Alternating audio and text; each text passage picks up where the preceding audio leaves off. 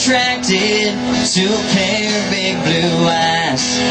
It takes a pretty face to make their temperature rise. Looks aren't that important, just icing on the cake. What really turns me on is the shake. Shake to the left, shake to the right. Come on, baby, you know what I like. Get it, shake it real loud, shake it till you can't shake it no more. It's natural attraction. Mother Nature wouldn't make a mistake. What really turns me on is the shake.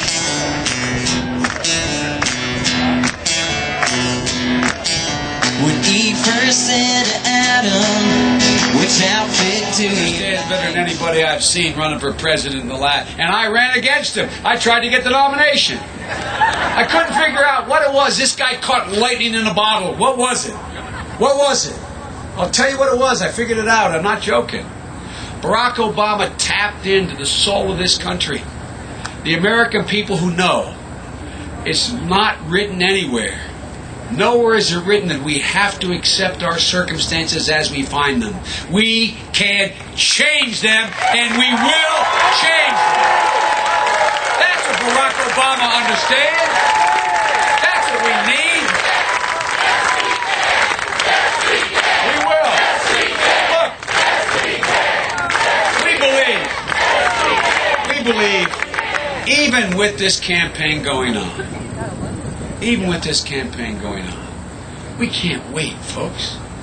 We can't wait, God willing, until January 20th when we're sworn in as President and Vice President. We have to act now. We have to start now. That's why I've been talking with the leadership in the Congress, and Barack has. We believe we have to act in the next 3 months. We can't wait. People's lives are at stake. We're going to go back into session. The Senate and the House are going back into session after this election, in the month of November. During that month period, from November through December, we think we have to act and not wait because people's lives are at stake. And we think we should start with a 3-month moratorium on any home foreclosure in America. Shut it down. Shut it down. Stop now. Take a breather. Suck in. Wait. We also think we have to give those people who are on the cusp of losing their homes a fighting chance to be able to go out there and renegotiate with those lenders like we gave them the authority to do. Ladies and gentlemen, small business people are getting killed. They're the people who create a significant number of the jobs. We think in November we should go back and pass a $3,000 rebate for an employer for every new permanent employee he or she hires. Get people working again. It's all about jobs. Ladies and gentlemen, we think we have to increase the authority to lend to small businesses, just like we did after 9/11 when things came to a halt. So they can pay their payroll. They don't have to lay people off so they can buy supplies so they can keep and grow their businesses. Ladies and gentlemen, and we think when we talk about energy assistance, you folks who live in Ohio as well as West Virginia in this part of the country, your heating bill on average is going to be $3,400 this winter. That's a lot of money. Well, we think we should give help immediately. We think we should provide a $1,000 rebate to every single solitary American. And know how we're going to pay for it? A windfall profits tax in their oil companies. They made $600 billion. About how she imposed a windfall profits tax in Alaska on the oil companies for Alaskans. Well, folks, if it's good enough for Alaska, it's good enough for Ohio. If it's good enough for Alaska, it's good enough for West Virginia. And let me tell you something. $1,000 can make a difference. It can make a difference to hard-working families trying to get through this winter and heating their home. And ladies and gentlemen, if you're fortunate enough to have a retirement account, you should be able to, in these difficult times, withdraw from that retirement account without paying any tax penalty. We got to help people just get through. Just get through. And we got to do all those things right now. Right now.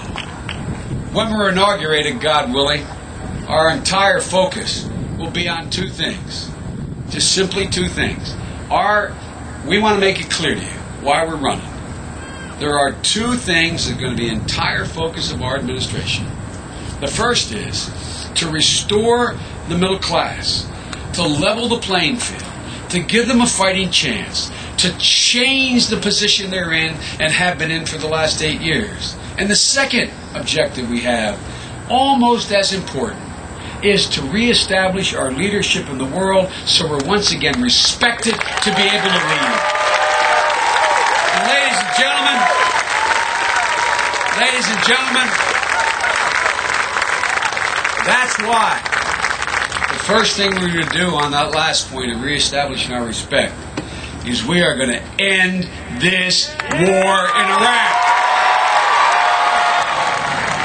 That's why we're going to build on what works. We're going to build on the portion of our healthcare system that works, so that every American can have affordable, accessible healthcare. Ladies and gentlemen, John McCain's proposal is to tax you a total of $3.2 trillion over 10 years, the largest tax increase in the history of the middle class. And then he says he's going to reward you. He has to tax you to raise the money to give you a $5,000 tax credit. Well, that's going to cause 20 million people to lose their health-based insurance, as every study shows. Guess what that means? You're now going to not have your employer-based health care, which is worth $12,000. He's going to give you $5,000 to go buy $12,000. And for where I come from, that's the ultimate definition of a bridge to nowhere.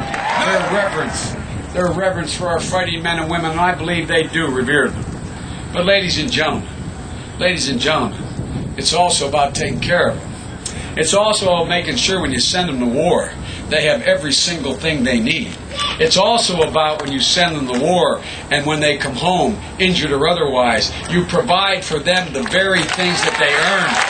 You give them the dignity and the respect that they have earned. You guarantee them health care for whatever has happened to them.